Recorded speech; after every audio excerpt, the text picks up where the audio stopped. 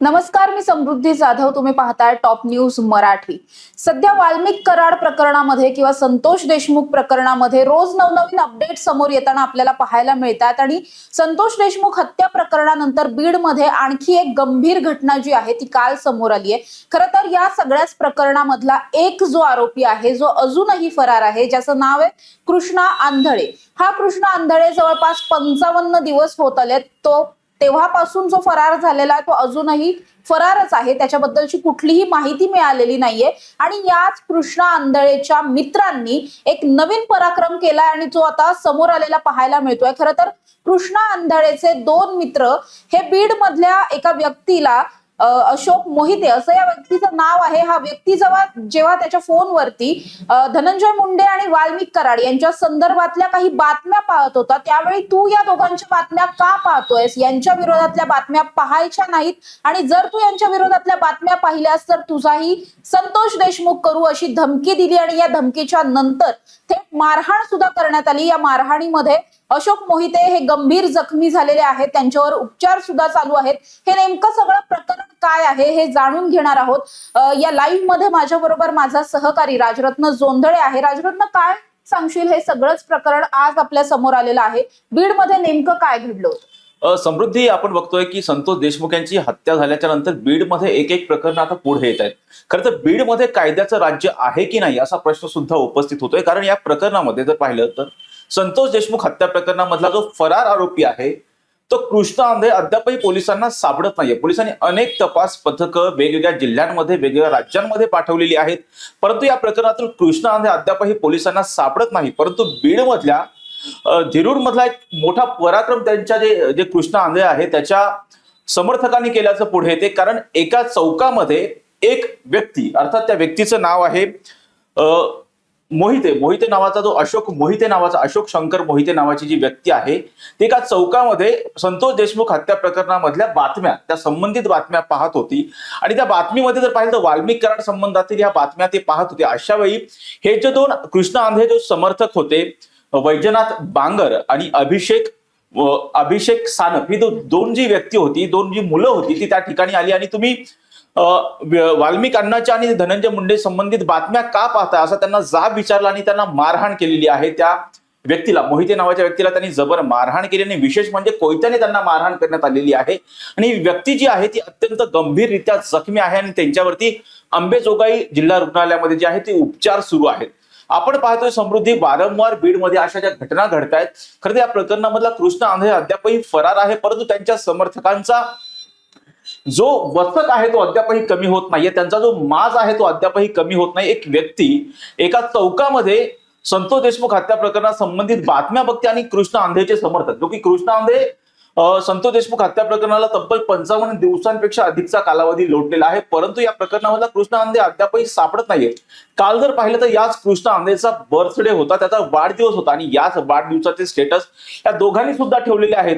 Miss you भाई म्हणून त्यांनी हे स्टेटस ठेवलेले आहेत आणि त्याचबरोबर हॅपी बर्थडे कृष्णा आंधळे म्हणून त्यांनी स्टेटस ठेवलेले आहेत. हॅपी बर्थडे ब्रदर म्हणून असे त्यांनी स्टेटस ठेवलेले आहेत. आणि या प्रकरणाचा ज्यावेळेस पोलीस या मारहाणीचा तपास करत होते त्यावेळेस त्यांना हे स्टेटस आढळलेले आहेत. त्यामुळे या स्टेटस ठेवणाऱ्या व्यक्तींवर, त्याचबरोबर या मोहिते नावाचे जे अशोक मोहिते आहे त्यांना मारहाण करणाऱ्या व्यक्तींवर पोलिसांनी गुन्हा दाखल केलेला आहे. 2 वेळा त्याच्यावरती बक्षीस जाहीर करण्यात आलेलं आहे, त्याला फरार घोषित करण्यात आलंय, तरी सुद्धा तो अद्याप फरार आहे. त्याची कुठलीही माहिती मिळत नाहीये. मात्र त्याचेच हे मित्र अजूनही किती मोकाट आहेत आणि किती माजात आहेत हे यावरून कळून येत आहे. कारण अजूनही या प्रकरणामधले त्याचे मित्र त्याला पाठिंबा देतात. आपण जेव्हा बघतो एखादा आरोपी असतो कुठल्याही प्रकरणातला असला तर त्याचे मित्र पहिल्यांदा त्याच्यापासून लांब होतात की बाबा आपण या प्रकरणात पडायला नको. मात्र हे जे मित्र आहेत ते स्वतः त्याच्या बर्थडेचे स्टेटस सुद्धा ठेवतात आणि प्लस त्याच्यासाठी अशा पद्धतीचे गुन्हे करताना सुद्धा आपल्याला पाहायला मिळतात. निश्चितपणे समृद्धी, हे चेले चपाटे आहेत, परंतु जर पाहिलं तर वाल्मिक कराड जो की खंडणीतला आरोपी आहे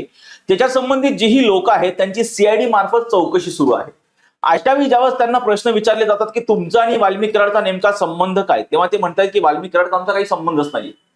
मग तुम्ही त्यांच्याशी संपर्क साधला का, तुम्ही त्यांना ओळखता का, तेव्हा ते जे संबंधित व्यक्ती आहेत ते निगेटिव्ह उत्तर देताना पाहायला मिळतात. परंतु हा कृष्णा आंधळे जो की हत्येच्या गुन्ह्यातील गंभीर गुन्ह्यातील आरोपी आहे, त्याच्यावरती मकोका अंतर्गत कारवाई आहे. अशा वेळी सुद्धा त्याचे जे समर्थक आहेत, त्याचे जे मित्रमंडळी आहेत, त्याचे जे स्टेटस ठेवतात, त्याच्या बर्थडेचे स्टेटस ठेवतायत, मिस यू भाई म्हणतायत. त्यामुळे खरंच हे जी नवीन तरुणाई आहे, या तरुणाईला नेमका काय आदर्श सेट करायचा आहे असा सुद्धा प्रश्न निर्माण होते. त्यांना नेमकं जर या प्रकरणामधला जो कृष्ण आंधळे आहे, एक फरार आरोपी आहे, त्याच्यावरती अनेक गुन्हे दाखल आहेत. जर पाहिलं तर हा पोलीस भरतीची तयारी करण्यासाठी आलेला संभाजीनगरचा हा तरुण थेटपणे त्याच्यावरती अनेक गुन्हे दाखल आहेत. तो गुन्हे करतो, एका राज्यांमधून दुसऱ्या राज्यामध्ये फरार होतोय, असं सुद्धा स्वतः सुरेश धस यांनी सांगितलेलं होतं. परंतु आता हा फरार आरोपी पोलिसांना सापडत नाहीये. पोलीस त्याच्या मागावरती आहेत. पोलीस अनेक तपास पथकं पोलिसांनी वेगवेगळ्या राज्यांमध्ये, वेगवेगळ्या शहरांमध्ये पाठवलेली आहेत. परंतु अशा वेळी त्याचे जे मित्र आहेत त्याचे स्टेटस ठेवतात. अशा वेळी पोलीस काय करतायत या अँगलने पोलिसांनी सुद्धा तपास करणं गरजेचं आहे. खरंच या आरोपींच्या संपर्कामध्ये कृष्ण आंधळे आहे का, याचा सुद्धा तपास होणं गरजेचं आहे. नक्कीच राजरत्न, जसं तू म्हटलास की कृष्ण आंधळे हा पोलीस भरतीची तयारी करायचा आणि त्याच्यानंतर तो गुन्हेगारीकडे वळला आणि इतका मोठा सराईत गुन्हेगार तो सध्या झालेला आहे. या सगळ्या प्रकरणामधला तो मुख्य आरोपी आहे. मात्र या ज्या दोन तरुणांबद्दल आपण बोलतोय, अभिषेक सानप आणि बैजनाथ बांगर, अशी या दोघांची नावं आहेत ज्यांनी अशोक मोहिते नावाच्या व्यक्तीला जबर मारहाण केलेली आहे. यामधला जो अभिषेक सानप आहे, त्याचं स्वतःचं जर आपण बायो पाहिलं किंवा त्याचं जर संपूर्ण प्रोफाईल पाहिलं तर आर्मी लवर असं त्याच्यामध्ये लिहिलेलं आहे. म्हणजे एकीकडे तुम्ही स्वतःला आर्मी लवर म्हणवता, देशभक्त म्हणवून घेता, दुसरीकडे अशा पद्धतीची गुन्हेगारी करता, उच्छाद बांधता. आणि हे सगळे जर आरोपी आपण पाहिले तर अगदी म्हणजे 25च्या पण आतले सगळे आरोपी आहेत राजरत्न. आणि या सगळ्या आरोपींकडून अशा पद्धतीने अजूनही दहशत माजवली जाते. राजरत्न, आपण बघतोय की पुण्यामध्ये सुद्धा अशाच पद्धतीच्या काही गँग्स आहेत. या सगळ्या गँगवरती वचक ठेवण्यासाठी पुणे पोलीस ऍक्शन मोड मध्ये आले. त्यांनी सोशल मीडियावरती लक्ष ठेवायला चालू केलं. त्यानंतर थोडीशी कुठेतरी पुण्यातली गुन्हेगारी कमी झालेली पाहायला मिळतेय, किंवा मग सोशल मीडियावरती चालणारी जी गुन्हेगारी होती किंवा दहशत माजवण्याचे प्रकार होते ते कमी झालेले आहेत. बीडच्या खरं तर पोलीस अधीक्षकांनी असा काहीतरी निर्णय घेणं गरजेचं आहे असं तुला वाटतं का? कारण या सगळ्या प्रकरणामध्ये अजूनही या सगळ्याच आरोपींचे जे मित्र आहेत ते अजूनही स्टेटस टाकतायत, स्टोरीज टाकतायत. याचाच अर्थ हे आरोपी कुठून ना कुठून ते बघतही असू शकतात. त्यामुळे या सगळ्यावरती वचक बसणं गरजेचं आहे असं वाटतंय का? समृद्धी, तुला आठवत असेल तर काही तरुणांकडून जर पाहिलं तर गुन्हेगारांचे स्टेटस ठेवणं हे क्रेज झालेली आहे. पुण्यामध्ये सुद्धा आपण अनेक प्रकरणं पाहिलेली आहेत. त्याचबरोबर बीडमध्ये सुद्धा पाहतोय की हे जे फरार आरोपी आहेत त्यांचे कुठेतरी स्टेटस ठेवायचं आणि आपलं समाजामध्ये आपला वचक कसा निर्माण करता येईल, एखाद्यावरती आपल्याला बर्डन कसं ठेवता येईल, एखाद्याला प्रेशर खाली कसं ठेवता येईल, त्या अँगलने ही तरुणाई कुठंतरी या गुन्हेगारींकडे आकर्षित झाल्याचं पाहायला मिळतं. त्याचाच एक प्रतिबिंब म्हणजे हा कृष्ण आंधळेचं जे स्टेटस ठेवलं गेलेलं आहे. पुण्यामध्ये सुद्धा असे मिस यू भाई, पुण्याचा किंग, अशा पद्धतीचे स्टेटस ठेवले जातात. त्याचंच ते प्रतिबिंब आहे की कुठंतरी आपला वचक समाजामध्ये असावा आणि जेणेकरून आपल्या टोळीचा वचक असावा, ह्या अँगलनी असे जे स्टेटस आहेत ते ठेवले जात आहेत. परंतु या प्रकरणामध्ये जर पाहिलं तर आता बीडचे नवीन पोलीस अधीक्षक जे आहेत नवनीत कावत, हे दबंग अधिकारी म्हणून ओळखले जातात. हे दबंग अधिकारी जे असणारे एसपी जे आहेत, अशा आरोपींवर काय कारवाई करतात हे पाहणं सुद्धा महत्वाचं आहे. काही दिवसांपूर्वी तुला आठवत असेल तर बीडच्या जिल्हा नियोजन समितीची बैठक होती. त्या बैठकीच्या आधी राष्ट्रवादी काँग्रेस पक्षाच्या बैठकीला संबोधित करताना पालकमंत्री अजित पवार यांनी एक वक्तव्य केलेलं होतं की हे जे गुन्हेगार आहेत त्या गुन्हेगारांवरती पोलिसांचा वचक राहणं फार गरजेचं आहे. जे कोणी गुन्हेगार असतील, जे जर हातामध्ये पिस्तूल ठेवून जर त्याचे स्टेटस ठेवणार असतील तर त्यांचे आपण परवाने रद्द केले पाहिजे, अशी सुद्धा सूचना जी आहे अजित पवारांनी बीडच्या पोलीस अधीक्षकांना सुद्धा दिलेली होती. कारण बीडमधलं सध्या जर पाहिलं तर जंगलराज आहे की काय असा प्रश्न उपस्थित होतो. कारण वारंवार बीडमध्ये अत्यंत भयंकर अशा घटना घडतायत आणि त्या घटनेमुळे संपूर्ण राज्याचं लक्ष बीडकडे चाललेलं आहे. कारण बीड हे महाराष्ट्राचं अविभाज्य अंग आहे. त्या बीडमध्ये अशा पद्धतीचे गुन्हे समोर येतात आणि त्यामुळे कुठंतरी अशा गुन्हेगारांवरती पोलिसांचा वचक राहणं फार महत्वाचं आहे. आणि जेही अशा पद्धतीचे स्टेटस ठेवतायत, अशा पद्धतीचं गुन्हेगारीचं उदात्तीकरण करतायत, त्याच्यावरती कारवाई होणं फार गरजेचे आहे. कारण जर अशा पद्धतीने जर 20-25 मधली जर तरुण आहे अशा पद्धतीनं स्टेटस ठेवणार असेल समृद्धी, तर गुन्हेगारीचं उदात्तीकरण होतंय आणि या अँगलनी गुन्हेगारीचं उदात्तीकरण होऊ नये, या अँगलनी पोलिसांनी काही पावलं उचलणं सुद्धा फार महत्वाची आहे. जिल्हा प्रशासनानं पावलं उचलणं फार महत्वाचे आहे. जे अजितदादा बीडचे पालकमंत्री पद त्यांनी स्वीकारलेलं आहे, त्या बारामतीचा हरित पॅटर्न जो आहे तो अजित पवारांनी बीडमध्ये सुद्धा राबवणं गरजेचं आहे. बीडमध्ये वेगवेगळ्या रोजगारांच्या संधी सुद्धा अजित पवारांनी उपलब्ध करून देणं गरजेचं आहे. त्याचबरोबर हे बीडमधली गुन्हेगारी कशी संपवता येईल या दृष्टिकोनातून पालकमंत्री अजित पवारांनी लक्ष देणं फार गरजेचं आहे. कारण ज्या पद्धतीनं हे स्टेटस असं नवीन तरुणाईकडून ठेवले जातात, फरार आरोपींचे ठेवले जातात, ही घटना जी आहे ती अत्यंत गंभीर आहे आणि या अँगलनी सुद्धा आता पोलिसांकडून तपास होणं हे फार महत्वाचं आहे. राजरत्न, आपण बघतोय, आपण या सगळ्या बीडच्या गुन्हेगारीवरती बोलतोय. याआधी आपण बीडच्या गुन्हेगारीचे काही पॅटर्न्स पाहिले. पहिला पॅटर्न होता खंडणी पॅटर्न.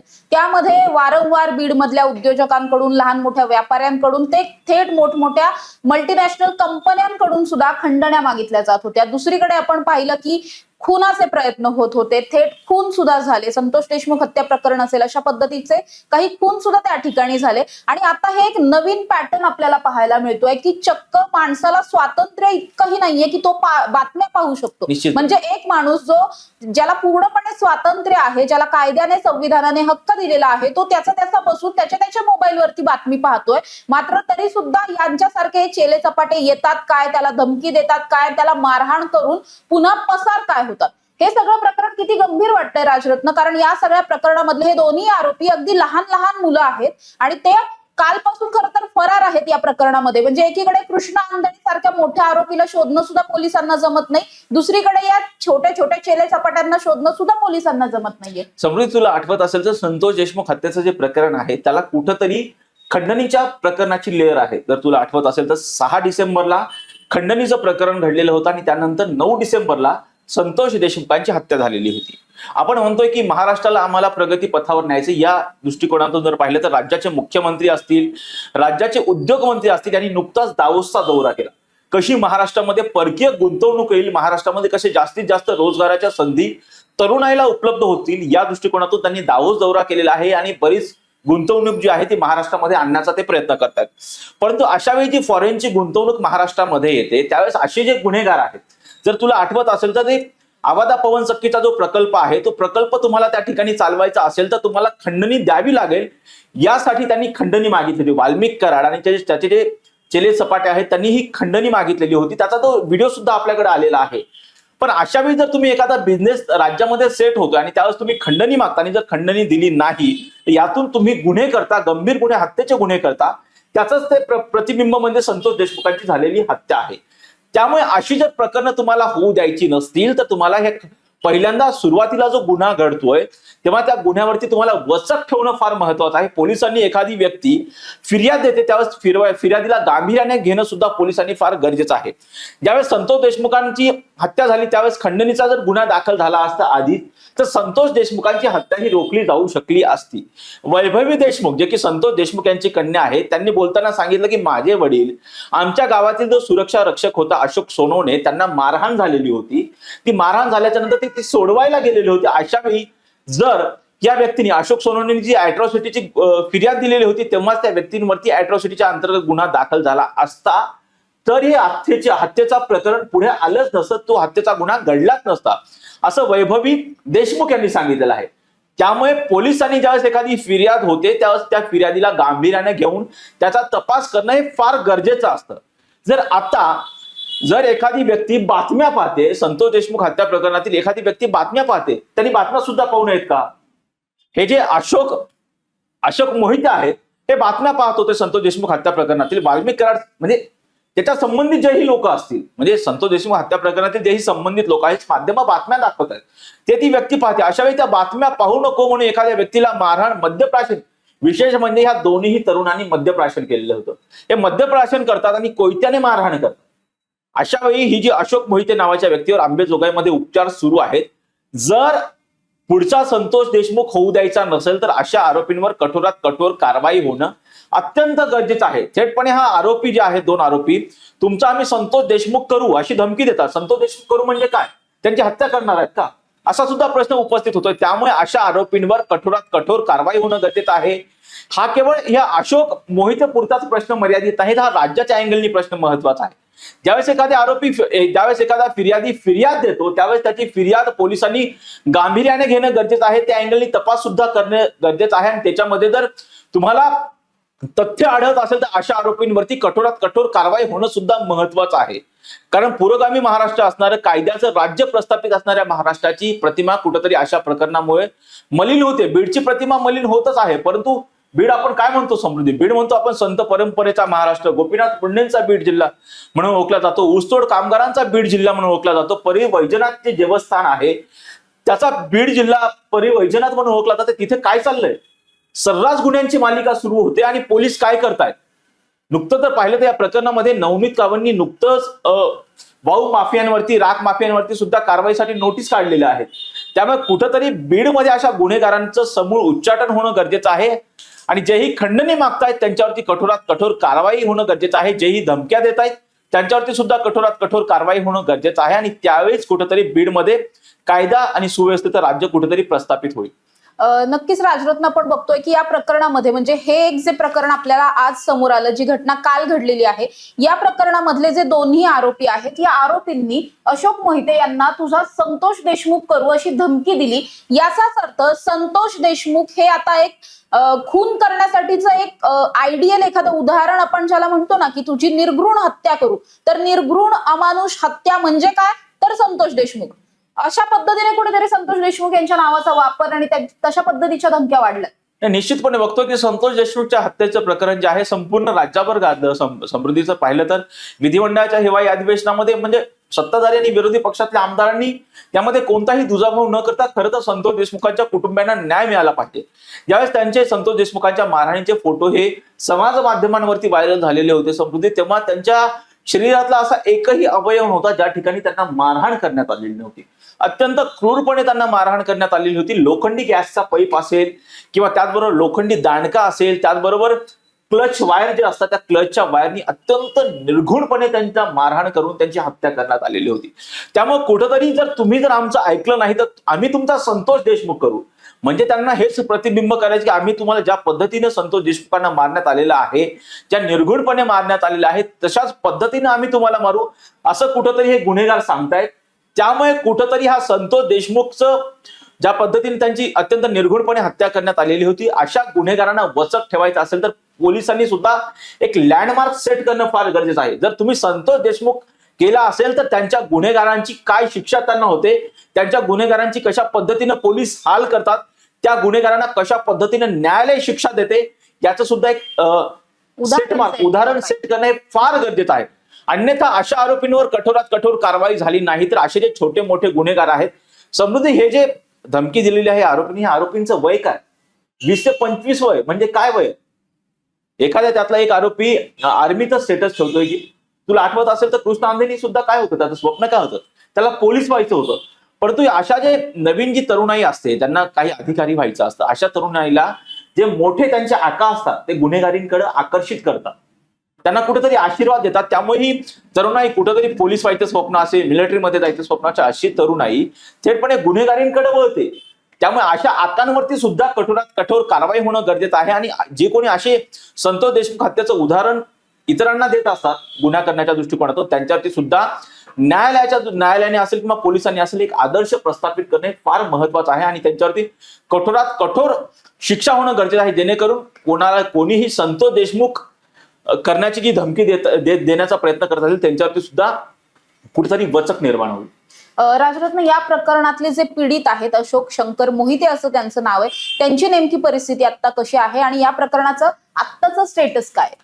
हे जे अशोक मोहिते आहेत ज्यांना वाल्मिक कराड आणि अर्थात धनंजय मुंडे यांच्या संदर्भातील ते बातम्या पाहत होते, त्यांना मारहाण करण्यात आली होती, कोयत्याने मारहाण करण्यात आली होती. त्यांच्यावरती अंबेजोगाई जे आहे, अंबेजोगाई एक तालुका आहे, तिथल्या जिल्हा रुग्णालयामध्ये त्यांच्यावरती उपचार सुरू आहेत. आणि दुसरे एक महत्वाचं पोलीस स्टेटस हे आहे की या प्रकरणामधले जे 2 आरोपी आहेत त्यांच्यावरती गुन्हा दाखल करण्यात आलेला आहे. धारूर पोलीस स्टेशनमध्ये त्यांच्यावरती गुन्हा दाखल करण्यात आलेला आहे. परंतु हे जे 2 आरोपी आहेत ते अद्यापही पोलिसांना सापडलेले नाहीत. त्यांचा तपास जो आहे तो पोलीस आता करताना पाहायला मिळतात. नक्कीच या प्रकरणामध्ये आपण बघतोय की कृष्ण आंधळेचे हे दोन्ही मित्र आहेत. या दोघांनी मिळून शंकर मोहिते नावाच्या एका व्यक्तीला जबर मारहाण अशोक केली. मोहिते नावाचे. अशोक शंकर मोहिते अशा नावाच्या एका व्यक्तीला जबर मारहाण केली आणि या प्रकरणामध्ये आता त्यांना रुग्णालयात दाखल करण्यात आलेला आहे. उपचार सुद्धा सुरू आहेत. दुसरीकडे या दोन्ही आरोपींचा शोध सुद्धा सुरू आहे. मात्र ज्यावेळी अशा पद्धतीच्या घटना सध्या बीडमध्ये घडतायत, तुझा संतोष देशमुख करू असं सांगितलं जातं, तेव्हा संतोष देशमुख करणाऱ्यांचे नेमकं काय केलं जातं, प्रशासनाकडून, पोलिसांकडून, न्यायालयाकडून किंवा कायद्याकडून नेमकं काय केलं जातं याचं सुद्धा एक उदाहरण सेट केलं पाहिजे. आणि अशा पद्धतीच्या आरोपींवरती कठोरातली कठोर कारवाई ही आत्ताच झाली तर पुढे कुठेतरी आणखी संतोष देशमुख प्रकरण होण्यापासून आपण थांबवू शकतो. त्यामुळे या प्रकरणामध्ये नेमके आता बीडचे पोलीस कुठली ऍक्शन घेतात, या आरोपींना किती लवकरात लवकर त्यांना ताब्यात घेतलं जातं, अटक होते, शिक्षा होते, हे सगळेच पाहणं महत्वाचं असणार आहे. दरम्यान या प्रकरणातले जे काही अपडेट असतील ते टॉप न्यूज मराठीच्या माध्यमातून आम्ही तुमच्यापर्यंत पोहोचवत राहू. तोपर्यंत पाहत राहा टॉप न्यूज मराठी, आपला महाराष्ट्र, आपली बातमी.